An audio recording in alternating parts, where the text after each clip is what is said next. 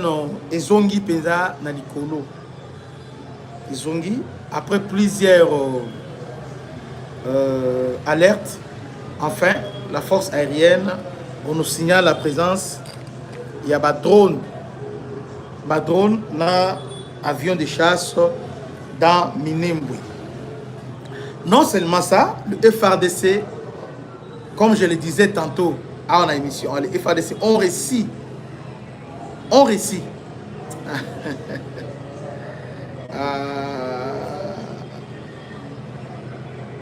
Après des frappes soutenues sur les positions des ennemis, nos FRDC ont réussi à reprendre les collines dominantes de Kitave et Kawera à Minembwe.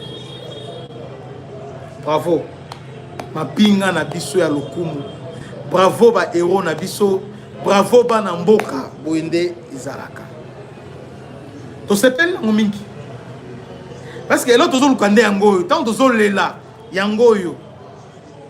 Et l'autre zone luka yango yo. FRDC. Donc le FRDC va répondre après avoir repris ça. Il y a un drone et sikoyo pour appuyer bango pour sécuriser bango. Donc plusieurs positions.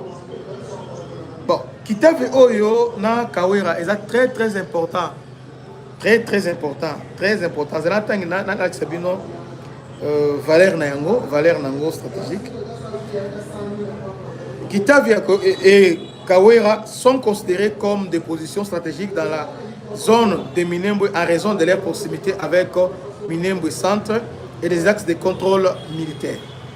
Katavi a été cité par les FARDC parmi les localités reprises lors des opérations de juin 2026, ce qui permettait aux forces gouvernementales de se rapprocher de Minembwe Centre.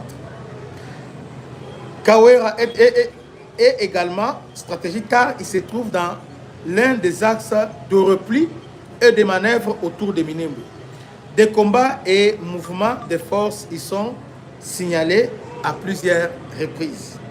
En résumé, Kitavi, c'est lui qui contrôle Kitavi. Contrôle un accès important vers Minembwe Centre. Tandis que Kawera constitue un point clé pour les voies de progression et de repli en présence. Est-ce que vous comprenez le Wana? Kitavi, c'est ma colline, c'est ma ngomba. Tous les deux, c'est ma ngomba, ma colline tellement stratégique. Et là, on se met dans FRDC, Ibu, Bazama Kassi Nangomba. Ils sont forts. Là, coup de chapeau. Ils sont vraiment très forts. Contrairement à Liboso, c'est que Rwanda soit Vandelio Nangomba pour l'Ongolaï. Mais une force spéciale, sans appui, Bangwana. Et puis, appui est au coma. Force aérienne et bande. Awa boye, awa bande konanga. Tout ça, on a besoin de nous. Bon, ça, la patrouille aérienne. Aucun avion, aucun drone de l'armée rwandaise à quoi atterrir. Et puis, bon, cercler Minembwe. Tous les aérodromes qui sont là-bas, elles à la cerner. Voilà comment on va gagner cette guerre. Ce cas, bon, verrouiller tous les aéroports qui sont là-bas, espace aérien, verrouiller. Et c'est fini. Comme ça, nos FARDC vont continuer à progresser, petit à petit progresser vers le contrôle total et effectif. Il y a Minembwe Centre.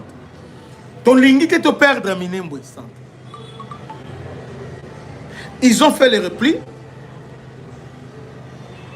Par contre, il faut reprendre maintenant Kitavi.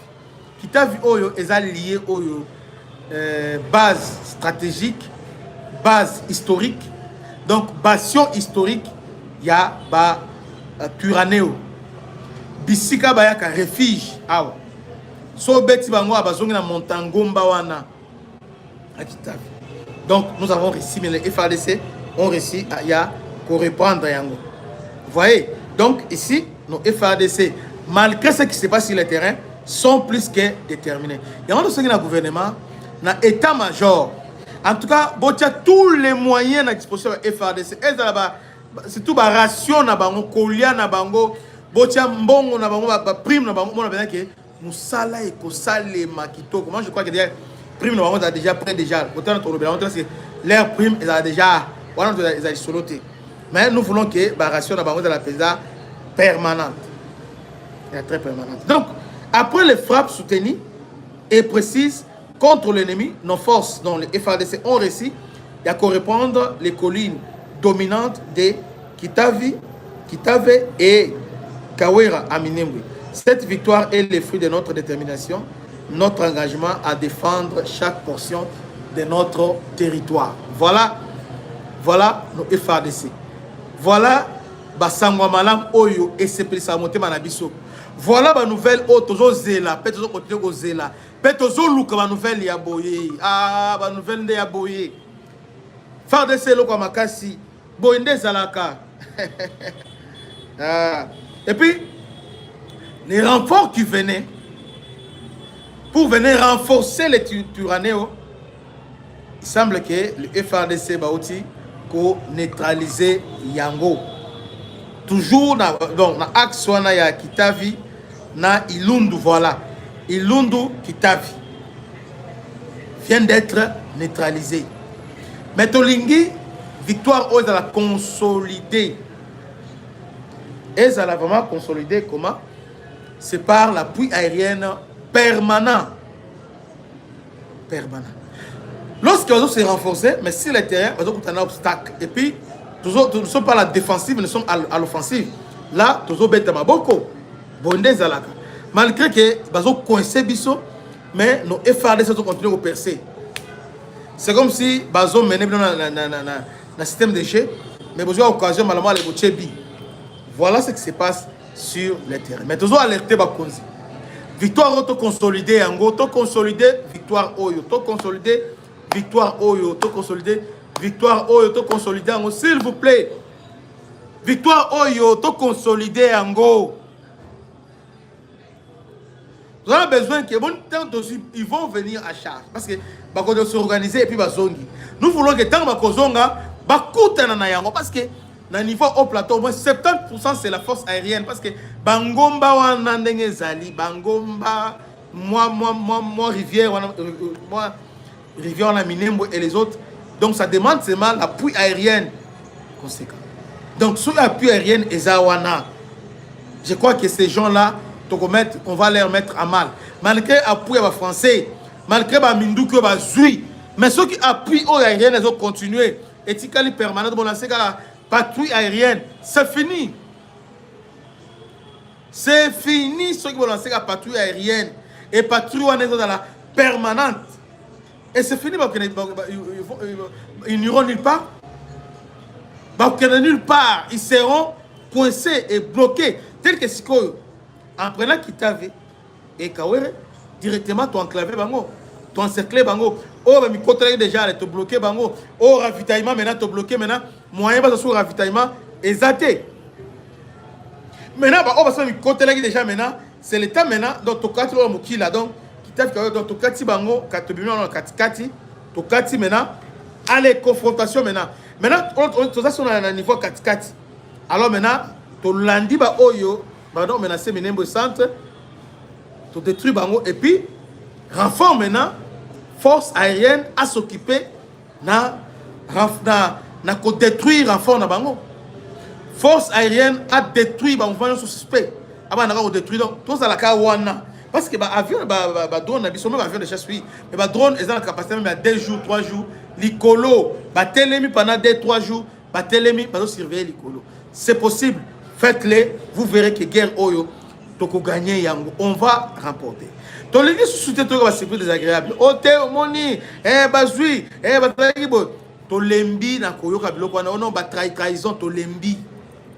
Nous ne sommes pas les seuls pays où il y a des traîtres to lembi. Nous voulons maintenant la victoire. Nous voulons consolider nos victoires. Oui, ce que nous avons traité, parce que les premières années ne sont pas expéditifs dans la décision. On a besoin d'alerter déjà que la société civile a besoin d'alerter. Besoin alerter. Mais besoin de cas.